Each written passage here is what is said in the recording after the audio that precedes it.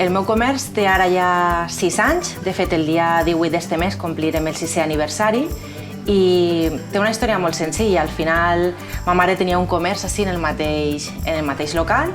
Ella un dia va decidir que ja havia arribat el seu moment i em va oferir quedar-me jo així, fer fisioteràpia i vaig dir, bueno, per què no?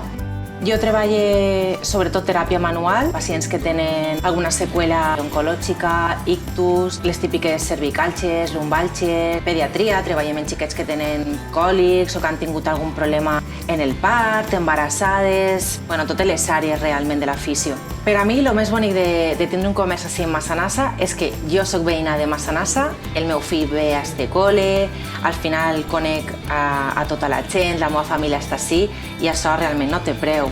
És un poble que és molt tranquil, que té molta vida i que sempre n'hi ha alguna cosa que fer.